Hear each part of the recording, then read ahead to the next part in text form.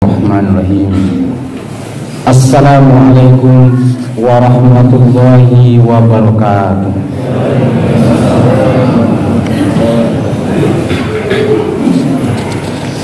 Allahu Akbar, Allahu Akbar, Allahu Akbar, Allahu Akbar, Allahu Akbar, Allahu Akbar, Allahu Akbar, Allahu Akbar, Allahu Akbar, Allahu Akbar kabira walhamdulillahi katsira wa subhanallahi bukratan wa asila. Alhamdulillahi rabbil alamin allazi an'ama alaina bi ni'matil iman wal islam. Alhamdulillahi rabbil alamin nahmaduhu wa nasta'inuhu wa nastaghfiruh wa na'udzu billahi min shururi anfusina wa min sayyiati a'malina.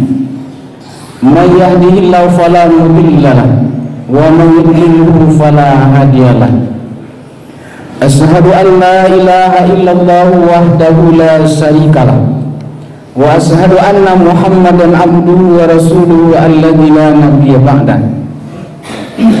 Allahumma fassalli wa sallim wa barik ala hadzal nabiyil karim wa ala alihi wa ashabihi ajma'in.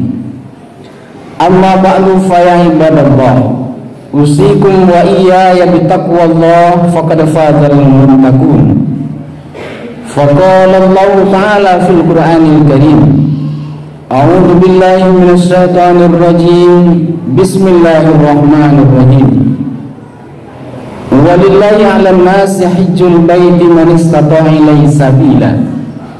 Summa qala ya ayyuhalladzina amanu qu anfusakum wa ahlikum nara wa quduhan nasu wal hijaratu 'alaiha malaikatun yulazun syidadun la ya'sunallaha ma amarahum wa hum yaf'aluna ma yu'marun. Summa qala inna a'tainakal kautsar fasholli li rabbika wanhar inna syani'aka huwal abtar. Shadaqallahul azim.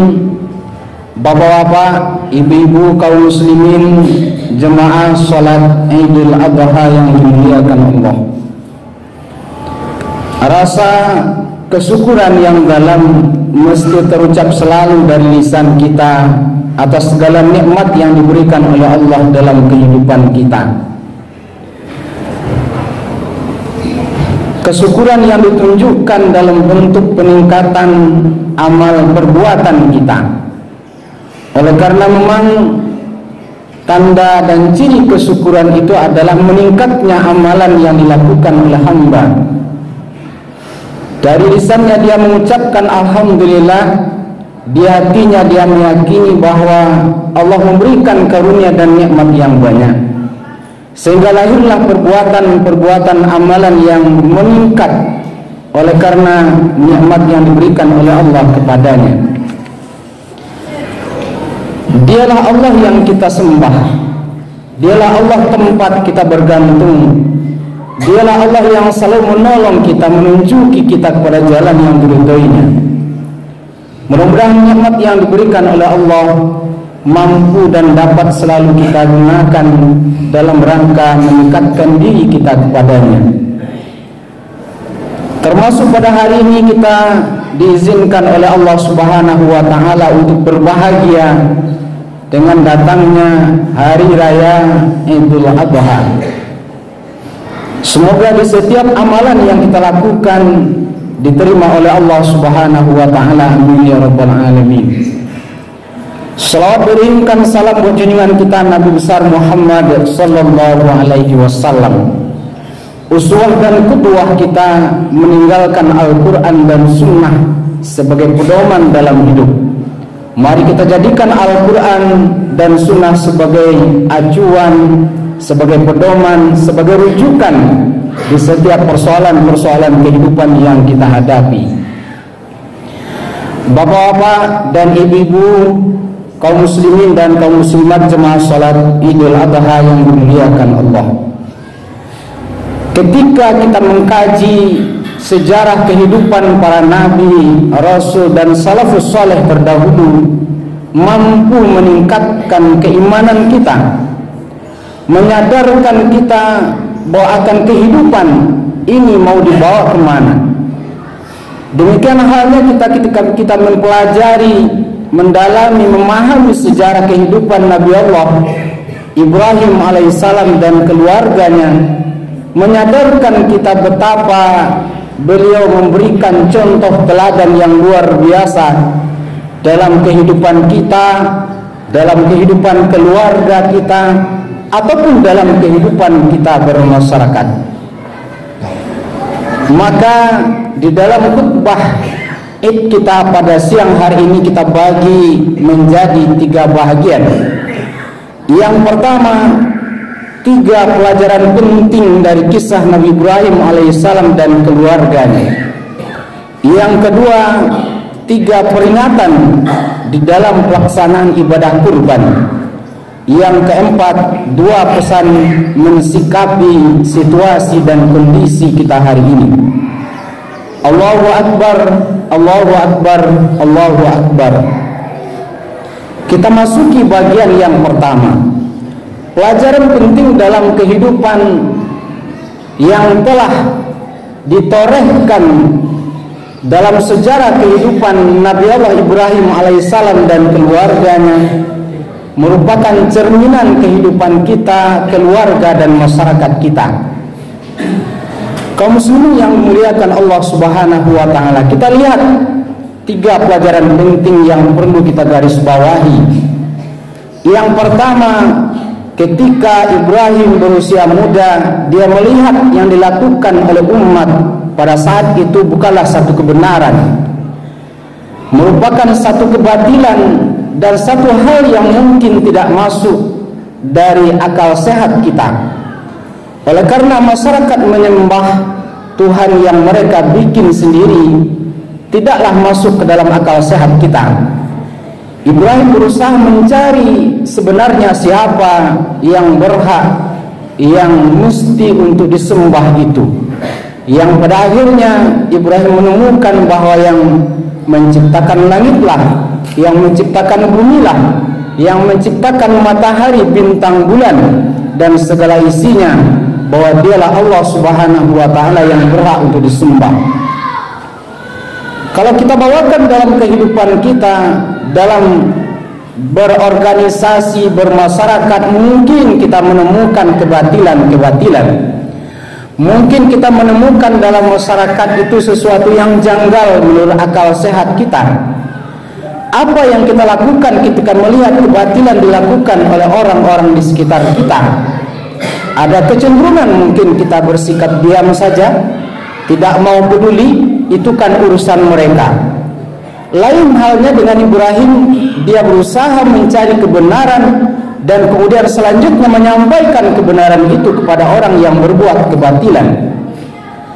Kadangkala dalam sebuah organisasi kita mungkin yang menegakkan kebenaran itu dalam jumlah minimal, dalam jumlah sedikit, sementara yang berada pada kebatilan dalam jumlah yang banyak. Ada kecenderungan terpengaruh jumlah yang sedikit ini oleh jumlah yang banyak, sehingga yang direalisasikan, yang diwujudkan dalam bentuk perbuatan dan kegiatan adalah kesepakatan kebatilan yang telah diperbuat. Mestinya kalau kita melihat kebatilan itu ke siapapun yang melakukannya, kita menyampaikan bahwa yang dilakukan bukanlah satu kebenaran. Qulil haqq walau kana muran. Sampaikan kebenaran itu meskipun pahit untuk mengatakannya. Kaum muslimin jamaah salat Id yang dimuliakan Allah Subhanahu wa taala, Rasulullah mengatakan, man ra'a minkum munkaran falyughayyirhu bi yadihi fa in lam yastati' fa bi lisanihi fa in lam yastati' fa bi qalbi wa dzalika ma'ruful iman. Jika engkau melihat kemungkaran, rubahlah dengan kekuatanmu, dengan tanganmu, dengan kekuasaanmu, dengan tenagamu. Lakukan perubahan terhadap kebatilan yang dilihat, terhadap kemungkaran yang dilihat, yang ditemukan. Bila tidak mampu, rubahlah dengan lisanmu, sampaikan bahwa yang dilakukan bukanlah satu kebenaran. Terakhir, apabila tidak sanggup, rubahlah dengan hatimu, tunjukkan bahwa yang dilakukan oleh mereka adalah sesuatu yang kita tidak suka untuk dilakukan. Demikianlah selemah-lemahnya iman. Bapak dan Ibu jemaah salat Id yang dimuliakan Allah Subhanahu wa taala. Kemudian dilanjutkan bagaimana dialog yang memasuki logika yang cerdas dari Nabi Allah Ibrahim alaihissalam ketika menyampaikan kepada ayahnya, iz qala li abihi ya abati lima ta'budu. Ketika Ibrahim berkata kepada ayahnya, wahai ayahku, kenapa engkau menyembah Tuhan yang tidak bisa mendengar, menyembah Tuhan yang tidak bisa melihat, menyembah Tuhan yang tidak mampu memberikan kekayaan kepada engkau sedikit pun. Kenapa engkau sembah ini? Ayahnya berkata, apakah engkau tidak suka dengan sesembahan kami wahai Ibrahim? Jika engkau tidak berhenti dengan ocehanmu ini, maka sungguh aku akan mengusirmu. Ini konsekuensi. Ketika kita menyampaikan kebenaran di tengah-tengah kebatilan, ada konsekuensi yang timbul. Caci makian, hinaan, mungkin intimidasi, mungkin dikucilkan oleh orang lain yang dia bekerja sama dalam kebatilan itu. Demikian hal yang dirasakan oleh Nabi Ibrahim alaihissalam, dikucilkan, diusir, diintimidasi, bahkan Ibrahim sampai disiksa, dimasukkan ke dalam gejolak api yang besar, dibakar. Ketika kita berada dalam kebenaran, menegakkan kebenaran itu, Allah Maha tahu yang dilakukan, dan Allah akan menolong orang-orang yang berada di jalan kebenaran. Demikianlah yang diselamatkan oleh Allah Subhanahu wa taala, yang membuat Ibrahim merasakan kedinginan di dalam kobaran api yang sangat besar itu.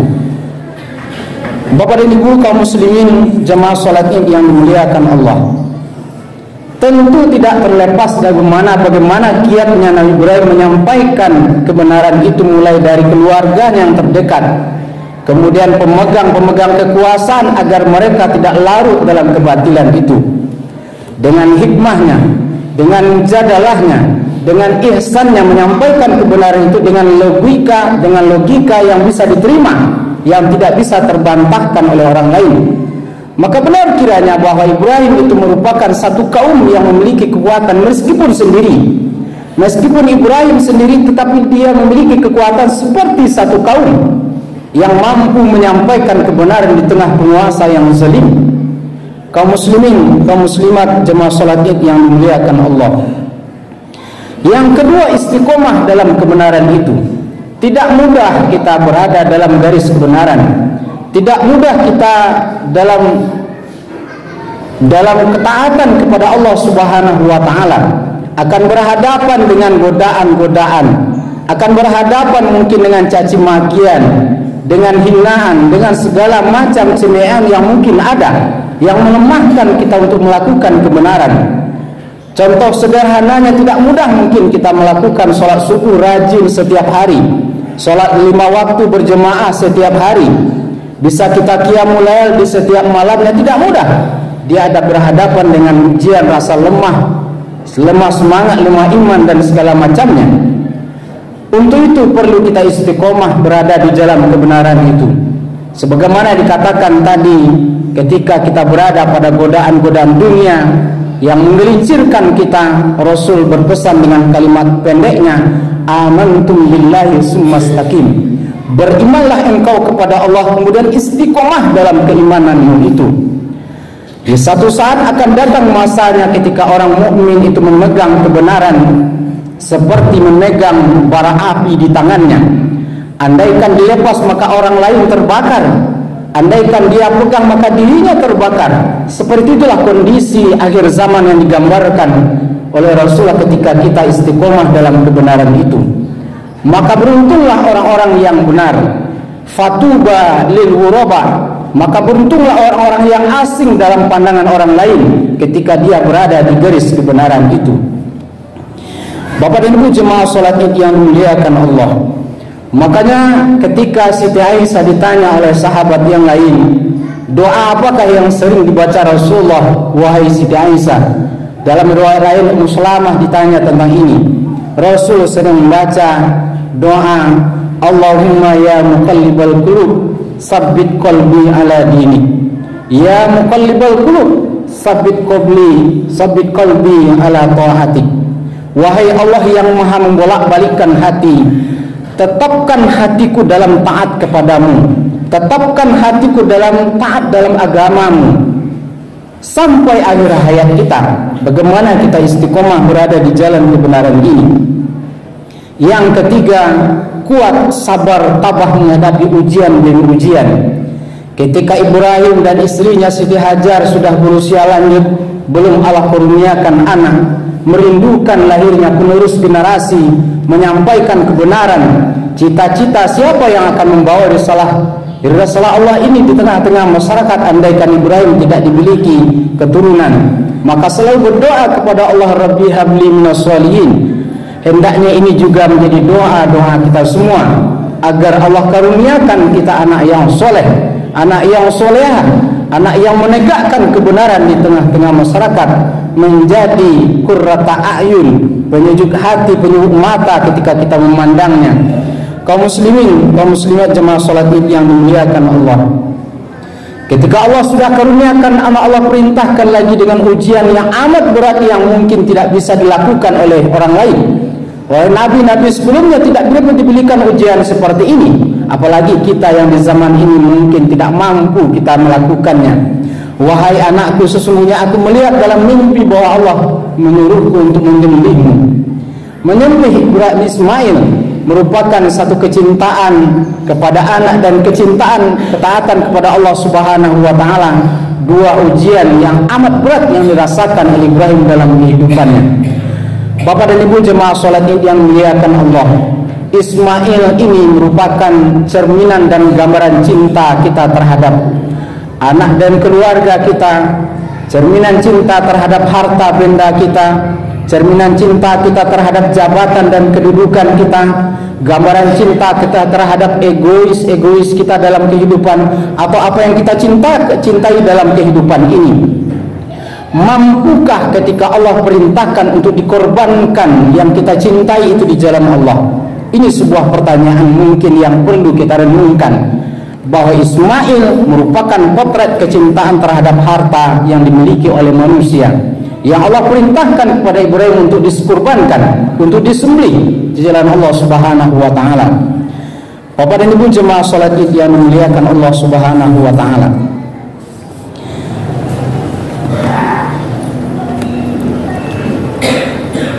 Ismail merupakan cerminan dari anak-anak dan generasi yang terlahir dari keluarga yang soleh dan solehah juga, sehingga juga menjadi contoh bagi generasi dan anak-anak kita hari ini. Siti Hajar merupakan potret dari seorang ibu yang taat kepada Allah Subhanahu wa taala. Ketika Allah perintahkan sesuatu terhadap suaminya, dia tidak membantah, tidak melarang, oleh karena perintah Allah berada di atas segala-galanya. Demikian tahapan-tahapan ujian yang dirasakan oleh Nabi Ibrahim dan keluarga dalam kehidupannya. Pertanyaannya, sudah sejauh mana kita mencintai Allah di atas keluarga, di atas harta, di atas yang kita cintai dalam kehidupan ini hari ini? Atau misalkan kita masih mendahulukan cinta harta ketimbang panggilan-panggilan Allah Subhanahu wa taala? Sebagai contoh sederhana, ketika azan dikumandangkan misalkan, sudahkah kita mendahulukan panggilan Allah ketimbang urusan-urusan pribadi kita? Sudahkah kita mendahulukan panggilan Allah ketimbang persoalan-persoalan kerjaan-kerjaan, urusan-urusan keluarga dan yang kita lakukan dalam kehidupan ini?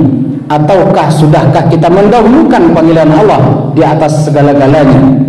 Bapak dan Ibu jemaah salat Id yang dimuliakan Allah, yang kedua, 3 nilai keutamaan dalam berkurban. Yang pertama, berkurban merupakan bentuk syukur kita kepada Allah Subhanahu wa taala atas nikmat yang diberikan Allah. Tanda kesyukuran terhadap harta rezeki yang diberikan oleh Allah adalah diinfakkan, dikurbankan, dizakatkan, dikeluarkan. Oleh karena di setiap harta kita ada hak-hak Allah, ada haknya fakir miskin, ada haknya anak-anak yatim, ada haknya rumah-rumah tahfiz, ada hak orang lain yang diselipkan dari harta yang kita miliki. Dan sesungguhnya yang kita belanjakan di jalan Allah itulah yang akan membantu kita kelak di akhirat. Rumah kita yang bagus tidak kita bawa ke alam kubur. Mobil kita yang mungkin jumlahnya tidak satu, dua, lebih mungkin, tidak satu pun yang kita bawa ke alam kubur. Motor yang kita miliki dengan harga yang mungkin mahal, atau handphone kita, atau simpanan kita, atau emas perak yang kita miliki, andaikan Allah panggil kita hari ini, tidak satu pun yang kita bawa ke alam barzah. Dia akan dibagi-bagi oleh orang yang ditinggalkan. Dia akan dibagi-bagi oleh orang yang hidup. Sementara kita di alam barzah menunggu menanti apa manfaat dari kerja usaha kita dalam kehidupan dunia. Andaikan kita sudah salurkan sebagian rezeki yang diberikan oleh Allah, maka bersyukurlah kita kepada Allah, mudah istiqomah sampai ke akhir hayat kita. Jangan masuk kita kelak menjadi orang yang menyesal di akhirat. Sebagaimana Allah katakan, wa anfiqu mimma razaqnakum min qabli an ya'tiya ahadakumul maut fayaqula rabbi laula akhartani ila ajalin qarib fa asaddaqa wa akum minas shalihin. Dan sedekahkanlah, infakkan sebagian harta yang diberikan oleh Allah kepadamu sebelum datangnya waktu kematian, yang pada akhirnya kelak kamu akan menyesal. Ya Allah, kembalikan aku ke dunia atau tangguhkan kematianku barang sesaat saja, aku akan bersedekah, aku akan beramal soleh. Andaikan nyawa sudah terlepas dari badan kita, tidak ada peluang amal yang bisa kita lakukan. Sebelum Allah panggil kita, maka lakukanlah kebaikan, amal soleh semaksimal mungkin, semaksimal kemampuan yang kita miliki, sehingga kita nanti meninggalkan dunia ini dengan husnul khotimah. Bapak dan Ibu jemaah salat Id yang dimuliakan Allah Subhanahu wa taala. Persoalan kurban adalah persoalan amalan tahunan yang mesti kita sikapi dengan baik, kita taati. Andaikan kita diberikan oleh Allah kelapangan rezeki dan kemampuan, maka berkurbanlah setiap tahunnya. Tidak ada batasan berkurban. Ada mungkin orang yang berkata cukup 7 kali saja cukup, atau 1 sapi saja cukup. Tidak ada dalilnya. Artinya setiap tahunnya kita bisa berkurban, oleh karena di dalamnya ada nilai amal yang luar biasa. Seperti yang kedua dikatakan oleh Rasulullah SAW, bikulli sa'aratin minas suf hasanah. Hadis riwayat Imam Ahmad, Ibnu Majah. Di setiap bulu hewan kurban itu ada amal, ada kebaikan.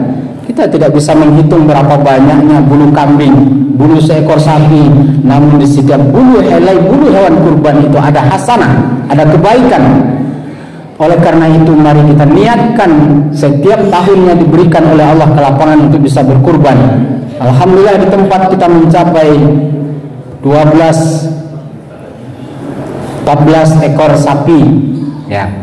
Mudah-mudahan di setiap amalan kurban kita ini diterima oleh Allah Subhanahu wa taala dan menjadi syafaat bagi kita yang berkurban kelak di akhirat nanti. Bapak dan Ibu jemaah salat Id yang dimuliakan Allah Subhanahu wa taala, pahala di setiap amalan kita akan mampu jauh melebihi usia yang kita miliki. Sebagaimana halnya kurban yang kita lakukan melebihi dari jumlah mungkin yang kita telah kurbankan, melebihi dari harta yang mungkin telah kita keluarkan untuk bisa berkurban. Contoh mungkin seperti Lailatul Qadar misalkan di bulan Ramadan, itu nilai kebaikannya melebihi dari 83 tahun umur manusia. Kita mungkin tidak akan mampu melaksanakan ibadah setiap hari, setiap malam begitu panjangnya. Namun dengan hanya 1 malam mendapatkan Lailatul Qadar, Allah berikan pahala yang luar biasa yang mungkin melebihi usia kita. Kemudian bagaimana juga pahala dari salat, dari puasa 6 hari di bulan Syawal setelah puasa Ramadan. Bagaimana pahala dari puasa Arafah yang kita lakukan di hari kemarin, puasa Asyura juga di tanggal 10 Muharram. Amalan-amalan yang luar biasa ini jangan sampai terlewatkan dalam kehidupan kita. Momen-momen berharga dengan nilai pahala yang diberikan oleh Allah mesti kita siapkan diri, kita bulatkan tekad untuk bisa melakukan dalam kehidupan kita. Bapak dan Ibu jemaah salat Id yang dimuliakan Allah. Kemudian yang ketiga, pesan kita dalam mensikapi situasi dan kondisi hari ini. Perbedaan-perbedaan yang terjadi di tengah masyarakat bukanlah untuk permusuhan dan pertikaian atau untuk perselisihan yang membawa kepada pertengkaran. Namun perbedaan-perbedaan yang terjadi adalah rahmat dari Allah Subhanahu wa taala, di mana manusia menggunakan akal fikirannya, berijtihad, melakukan penggalian-penggalian, memberikan pemahaman-pemahaman yang merujuk kepada dalil-dalil yang benar. Maka jangan sampai perbedaan yang terjadi membawa kepada perpecahan. Apakah perbedaan hari raya, misalkan perbedaan bendera, atau mungkin beberapa waktu ke depan kita memiliki perbedaan dalam memilih calon anggota dewan, pemimpin di negeri kita. Bukan untuk perpecahan di antara kita, tetapi kita diberikan kebebasan untuk berpendapat, untuk memilih siapa yang menurut kita dianggap paling tepat, paling mewakili, dan paling bisa kita berikan amanah kepadanya. Bapak dan Ibu jemaah salat Id yang dimuliakan Allah Subhanahu wa taala. Kemudian yang kedua, mari kita jaga diri kita, keluarga kita dari jurang kesesatan. Jangan ada dari anggota keluarga kita yang tidak melakukan sholat. Jangan ada di antara keluarga kita yang tidak faham dengan agama, yang jauh dari Allah Subhanahu wa taala, yang larut dalam perbuatan maksiat dan dosa. Kewajiban ayah dan ibu tertanam di sana. Tanggung jawab ayah dan ibu adalah ku anfusakum wa ahlikum nar, menjaga diri dan keluarga dari api neraka. Selamatkan generasi kita. Alangkah bahagianya kelak kita ketika meninggalkan dunia ini, mewarisi, meninggalkan anak yang soleh dan solehah. Ketika sudah berada di alam barzah, dia selalu mendoakan kita, Allahumma ighfirli wa liwalidayya warhamhuma kama rabbayani shaghira. 5 anak kita selalu mendoakan sehabis sholatnya. 25 kita mendapatkan hadiah doa di setiap harinya. Oleh karena kita mewarisi, meninggalkan anak yang soleh dan solehah. Untuk menjadikan anak yang soleh dan soleh butuh tantangan, butuh kesabaran. Apalagi kondisi hari ini banyak godaan-godaan mereka yang melakukan perbuatan maksiat dan dosa, larut dalam pergaulan-pergaulan bebas dan segala macamnya. Ini merupakan tanggung jawab dan amanah yang dititipkan oleh Allah kepada kedua orang tuanya. Wal yakhshal ladzina law taraku min khalfihim dzurriyyatan dhi'afa khafu 'alaihim falyattaqullaha wal yaqulu qawlan sadida. Hendaklah orang tua khawatir, takut meninggalkan anak yang lemah imannya, lemah pendidikannya, lemah mentalnya, lemah fisiknya mungkin. Maka takutlah kepada Allah dan bertakwalah kepada Allah. Katakanlah perkataan yang benar, perkataan yang baik. Kaum muslimin jemaah salat Id yang dimuliakan Allah, mudah-mudahan dengan adanya program-program tahfizul Quran, pendidikan buat generasi muda hari ini, dan juga dukungan dari keluarga orang tua, akan mampu kita mewarisi, meninggalkan anak-anak yang soleh, anak yang kuat keimanannya, anak yang memiliki ketakwaan yang tidak tergoyahkan, anak yang mungkin akan menyenangkan hati kedua orang tuanya kelak setelah dia meninggalkan dunia ini, anak yang akan membawa rahmat bagi orang-orang di sekitarnya. Demikian yang bisa kita sampaikan dalam khutbah dengan waktu yang terbatas ini. Semoga ada manfaatnya. Fa'tabiru ya ulil absar la'allakum turhamun.